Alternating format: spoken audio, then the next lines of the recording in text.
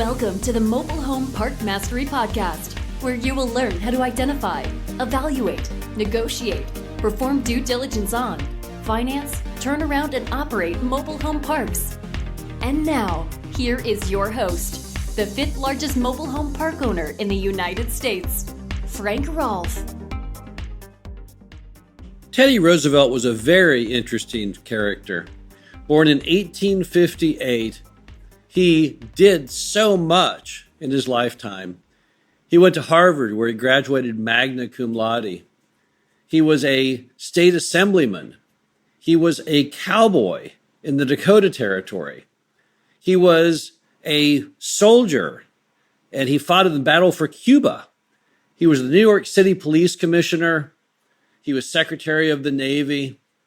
And he was also, know him mostly for, he was President of the United States from 1901 to 1909. But probably the biggest quote that Roosevelt ever had was, "Speak softly and carry a big stick." Now, this is Frank Rolfe, the Mobile Home Park Mastery Podcast. It's something that's a quote that we all do also as mobile home park owners. So I thought it was worth a little time and attention to go over what that means. You know, speak softly and carry a big stick. There's a whole cult of people who describe this theory as big stick ideology. Some call it big stick diplomacy, and some call it the big stick policy. But what it basically means is 5 different items according to Roosevelt. The first one is you've got to have serious military capability that would force the adversary to pay close attention. For a mobile home park owner, that's simple. That's the form of a lawyer. A lot of times we run afoul of city government. We don't mean to. We don't even know that we did. Often they just hate us because we own mobile home parks. So they decided at some point, I don't want that mobile home park in my city. I don't want those affordable housing folks in my city. So let's try and find a way to get that mobile home park out of here. When those things happen, either through the city trying to deny your rights to use vacant lots, or maybe to harass you with violations, you need to bring in a lawyer.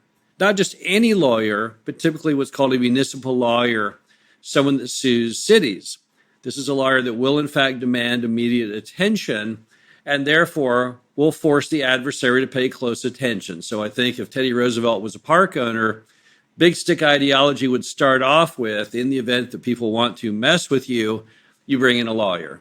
Now, if it's not a city that's bothering you, but rather it's a tenant or it's a personal injury lawyer for a tenant, once again, your fallback position, your big stick in that case, is a lawyer that's properly suited based on training and past experience to deal with whatever that crisis is.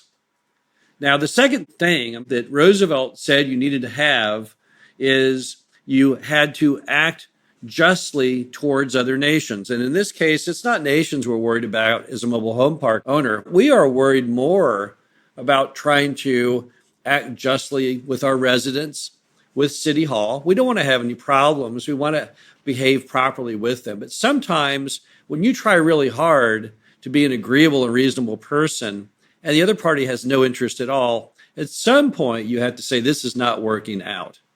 But you should always try that first.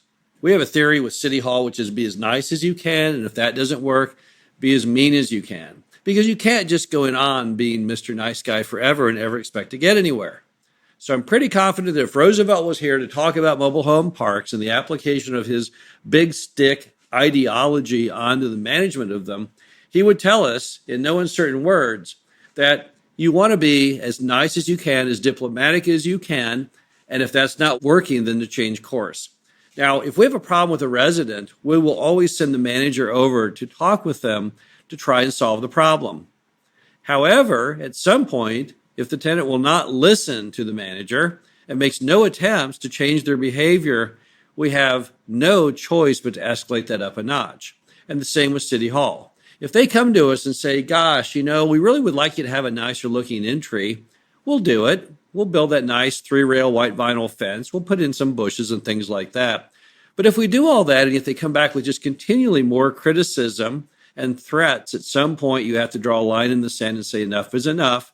And that's when you get out your big stick policy.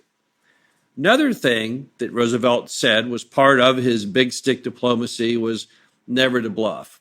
And he's exactly correct. Don't tell people you're going to take an action that you really are not going to do. Don't tell a resident, if you don't do X, Y, Z, I will non-renew your lease, unless you certainly will non-renew their lease. And don't tell the city, if you don't do X, Y, Z, I'm going to sue you if you don't really fully intend to do that. So be as nice as you can. Have that big stick in the form of a properly trained and equipped lawyer, but don't threaten people to do anything with that lawyer that you wouldn't actually do. Bluffing doesn't get you anywhere. In fact, it makes you look stupid, because when someone continues on with the behavior that you threaten them, don't do that or I'll do X, Y, Z, and you don't do X, Y, Z, it makes you look extra weak. Next item, according to Roosevelt, strike only when prepared to strike hard. What that means is have a little patience, hold back a little bit if your attorney needs to go ahead and do a little research to find out where you exactly stand. Don't make bold, immediate steps before you know the truth. So if your attorney says, well, let me read up a little bit on the law in this state regarding this action by the city or by the resident, do that. You can spare an extra day. You can spare an extra few days. People often get tired with attorneys and say, now, wait a minute. This doesn't seem right. This is not going fast enough. But you don't know what all that attorney has going on. They may have lots of other cases. They may be in the middle of a trial or something of a lot of importance to another person, and yours isn't quite as pressing. So sometimes, yes, they'll take a little more time, but don't take that badly. They're just waiting, trying to get everything in order before they strike. I know many attorneys who will not send even that first demand letter until they know the facts of what is going on. It doesn't mean that they're too slow. It doesn't mean that they don't care. It simply means they're trying to follow Roosevelt's big stick ideology and not striking until they know what they're doing, where they can strike really hard. In fact, I think it's a hallmark of all good attorneys. They don't actually move super fast. They are a little more cautious because they like to gather all the information together so they don't get you in trouble, don't make fools of themselves, and it gives them the best chance to win.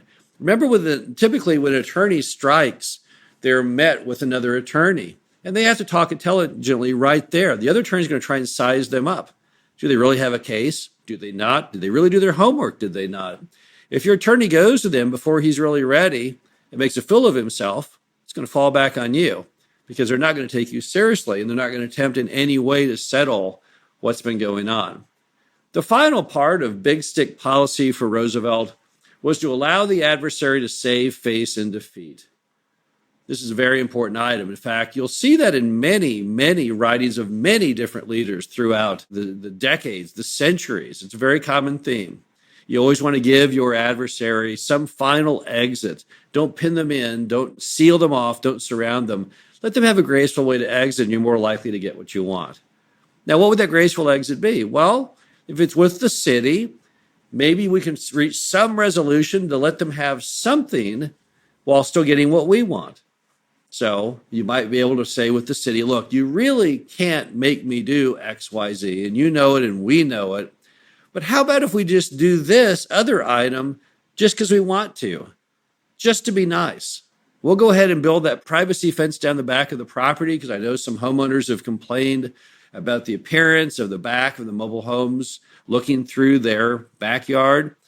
I don't have to do it. I'm just going to do it to be nice. Sometimes those steps, and yes, they can cost some capital, but those steps pay big dividends. If you allow the city to save face, it's going to impress the inspector, city manager, the zoning department, the different people on the council that you are a good person and that you care about the surrounding community, and they're going to cut you a lot of slack by doing so. What about with a resident? Well, once again, if there's something you can do, even though you don't have to do it, but some way to make that resident save face, well, then let's try.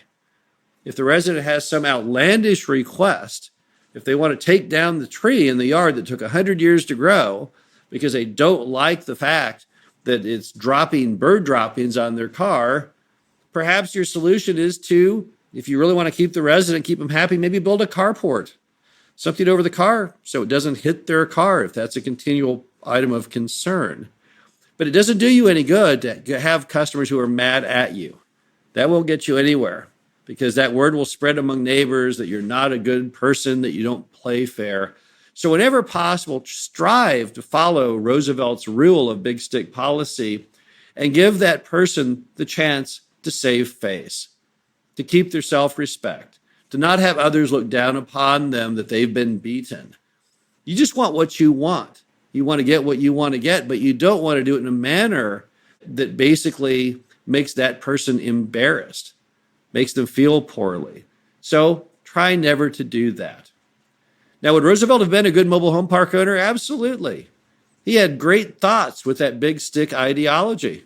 He absolutely did. Now, he died, sadly, about a decade before the first mobile home or RV or trailer, whatever you want to call it, the thing called the covered wagon that came back in the 1920s.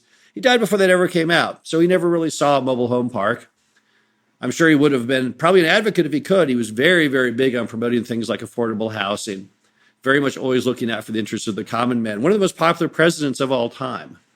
But again, his old quote, "Speak softly and carry a big stick," still has great meaning today for every successful mobile home park owner. This is Frank Rolfe, the Mobile Home Park Mastery podcast series. Hope you enjoyed this. Talk to you again soon.